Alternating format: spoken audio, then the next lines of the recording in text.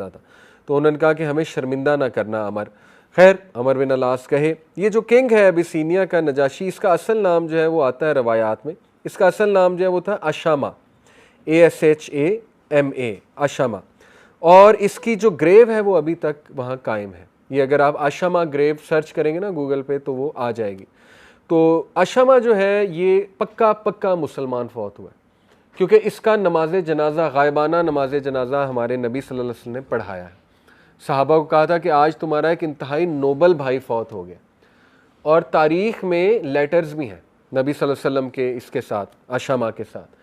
तो अशामा ने बाकायदा लेटर्स भी लिखे रसूलुल्लाह सल्लल्लाहु अलैहि वसल्लम को, और अल्लाह के नबी ने रिस्पॉन्स भी किया है, ठीक है ना। तो ये कन्फर्म है कि ये मुसलमान ही मरा है अशामा।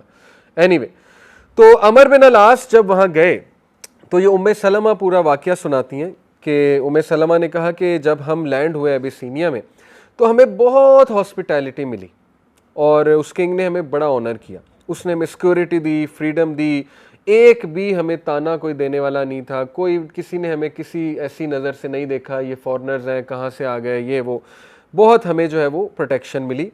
और उसके बाद ये जो दो लोग आए हैं कुरैश की तरफ से, अमर बिन अलास और दूसरे, इन्होंने क्या किया कि बहुत हैवी गिफ्ट्स लेकर आए, कैमल लेदर स्किन्स में लाद के, और उन्होंने वो बड़े heavy gifts, expensive gifts king Najashi को जो है वो अशामा को पेश किए। और they said we have in your midst a group of rebels and we want to take them back. उन्होंने कहा कि हमारे चंद फुलिश नौजवान वो हमारे दीन से फिर गए हैं, और ये हमारी तारीख में पहली बार हुआ है कि हम अच्छे खासे स्ट्रॉन्ग लोग हैं कुरैश, पहली बार तारीख में हुआ है कि बाप बेटे से झगड़ के कहीं निकल गया। तो उन्होंने कहा ये हमारे लिए बहुत एम्बैरेसिंग बात है, तो हमारी आपसे गुजारिश है कि आप इन फुलिश नौजवानों को हमारे हवाले कर दें। जब वो डिग्निटरीज वहाँ किंग नजाशी के मौजूद थे वहाँ, उन्होंने ये बात सुनी, सेनेटर्स और डिग्निटरीज ने, उन्होंने कहा कि ये बिल्कुल सही कह रहे हैं अमर बिन अलास, और हमारा फ़र्ज़ बनता है कि हम रिटर्न कर दें इन लोगों को, क्योंकि ये इनकी प्रॉपर्टी है। तो जब ये भाग चुके हैं अपने दीन से रेबल होके, तो अब हमारा फ़र्ज़ है हम वापस कर दें। यहाँ पर आप देखें उस बंदे ने स्टैंड लिया, किंग नजाशी ने। उसने कहा कि नहीं, जब तक मैं इन लोगों की बात नहीं सुनूंगा जाफ़िर की, तब तक मैं आपको इनके हवाले नहीं कर सकता। तो ये जस्टिस का तकाजा है, दोनों पार्टीज़ की सुने। ये हमसे मिस्टेक बहुत होती है, एक पार्टी की सुन के हम ओपिनियन कायम कर लेते हैं, ठीक है। Always listen to both parties, ये बात आप याद रखें। चाहे वो आपकी बहन का इशू है, चाहे वो आपके भाई का इशू है, किसी का भी इशू है, तो इसको गालिब ना आने दें कि मेरी बहन है, मेरा भाई है या ये मेरा बाप है। नहीं, दोनों पार्टीज़ की आपने सुननी है, ठीक है, ये रूल है। एनीवे, तो बहरहाल उसने कहा ठीक है, अगर आप मकालमा कराना चाहते हैं तो ठीक है। तो फिर जाफ़िर बिन अबी तालिब को जब बताया गया, सहाबा बड़े परेशान हुए कि पता नहीं अब क्या होगा, लेकिन जाफ़िर बिन अबी तालिब ने कहा आप फ़िक्र ना करें, अल्लाह के नबी की दुआ हमारे साथ है और अल्लाह ताला संभाल लेगा। तो उसके बाद जो है वो बड़ी ही कमाल की स्पीच जाफ़िर बिन अबी तालिब की, वो पूरी मैं आपको सुनाना चाहूँगा, क्योंकि उसमें अल्लाह के नबी सल्लल्लाहु अलैहि वसल्लम की अर्लीस्ट टीचिंग्स हैं। ये बल्कि हमें सवाल भी आता था CSS के इस्लामियत के सब्जेक्ट में कि what were some of the earliest teachings of रसूलुल्लाह प्रॉफिट पीस बी अपॉन। तो जाफ़िर की ये जो स्पीच है इसमें नबी सल्लल्लाहु अलैहि वसल्लम की अर्लीस्ट टीचिंग्स हैं।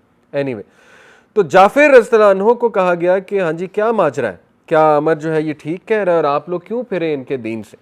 तो जाफ़िर रज़ियल्लाहु अन्हु को अल्लाह ने तक़वियत दी, उन्होंने सच बोला। उन्होंने कहा क्योंकि हमारे नबी ने हमें कहा है कि हम सिर्फ एक खुदा की इबादत करें और हम बुतों के आगे ना झुकें। तो नजाशी एकदम जो है वो अटेंटिव हुआ, उसने कहा अच्छा क्या है ये तुम्हारा नया दीन, मुझे भी बताओ, इसकी टीचिंग्स आखिर हैं क्या।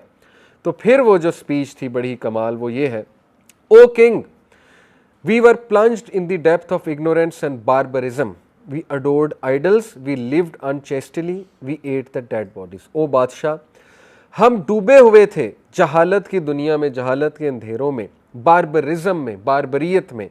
हम आइडल्स खुद ही अपने हाथ से बनाकर उनकी इबादत करते थे। आपको पता है इतनी फ़नी स्टोरीज़ हैं, खजूरों से आइडल्स बनाते थे ये, जब भूख लगती थी वही आइडल्स खा जाते थे, उसके बाद नया आइडल बनाते थे। यानी उन्हें भी अंदर से पता था ये खुदा खुदू कोई नहीं है, ये बस हमारा बिजनेस रन हो रहा है, हमारी ट्रेड रन हो रही है।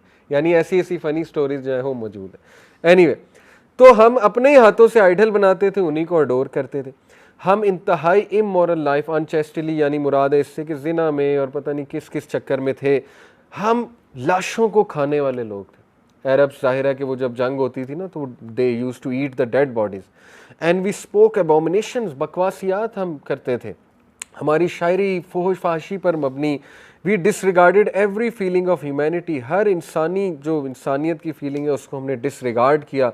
Duties of hospitality and neighbourhood were neglected, हमने नेबरहुड और अपनी सिला रहमी को जो है वो ख़त्म कर दिया। We knew no law but that of the strong, ये बड़ी इंपॉर्टेंट बात कि हमारे यहाँ लॉ ऑफ द स्ट्रॉन्ग था, जो कि आज का मैं कहूँगा कैपिटलिज्म था।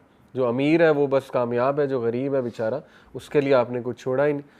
तो ये है law of the strong, we knew no law but of the strong. अब इसमें सोशल, पॉलिटिकल, इकोनॉमिक तीनों पहलू हैं, आप देख लें।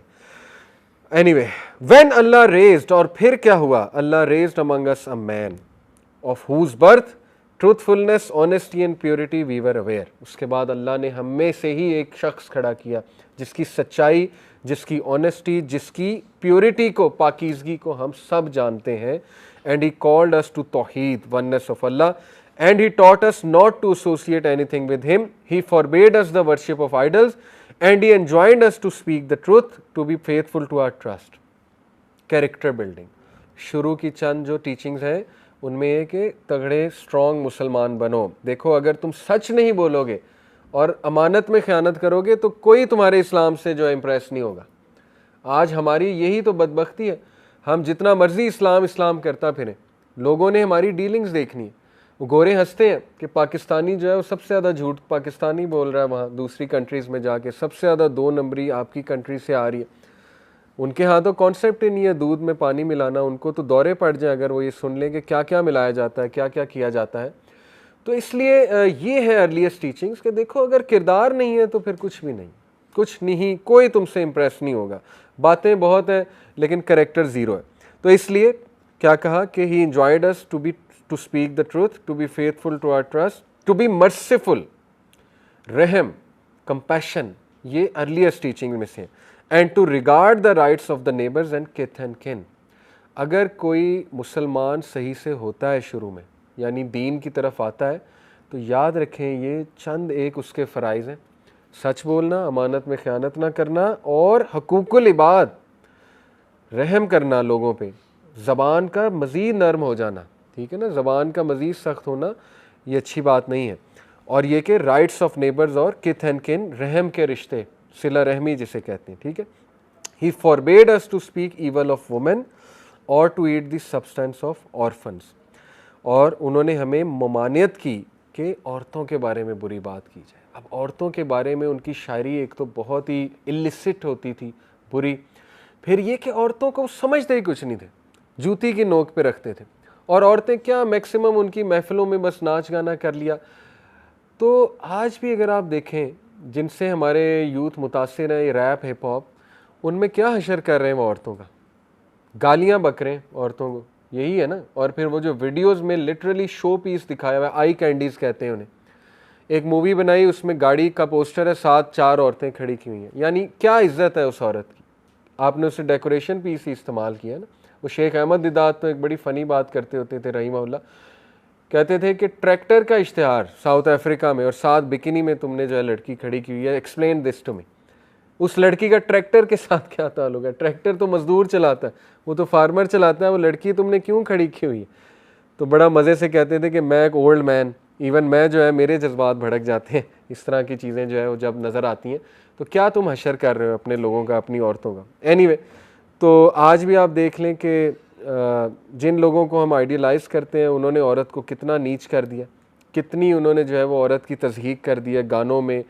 एमिनेम के गाने आप देख लें, बाकायदा गालियाँ होती हैं उसमें औरतों को, पुराने दौरे जहालत में ज़ाहिर है हम सुनते थे इसलिए। एनीवे, तो ये कि औरत की इज़्ज़त करना और औरत की तकरीम करना, और औरत के बारे में देखें सूरह नूर में आता है कि जिसने पाकबाज औरत पे कोई इल्ज़ाम लगाया, कोई गाली बकी, गाली भी इल्ज़ाम ही है ना, तो 80 कोड़े उसकी सज़ा है। अगर वो 4 गवाह ना लाया, उसने प्रूव ना किया, तो उसको 80 कोड़े पब्लिकली मारे जाएंगे। इससे ज़्यादा और क्या ऑनर कर सकता है कोई रिलीजन, मुझे बताएं। औरत को इतना बड़ा ऑनर दे दिया औरत के बारे में। तो खैर, ये अर्लीस्ट टीचिंग में से है कि do not speak evil of women और to eat the substance of orphans. ये अरब्स बहुत किया करते थे कि यतीम का माल खाया करते थे। एक बड़ी फेमस स्टोरी है। ये स्टोरी कितनी सच है इसके बारे में मैं कोई कमेंट नहीं कर सकता, लेकिन ये बहुत फेमस स्टोरी है।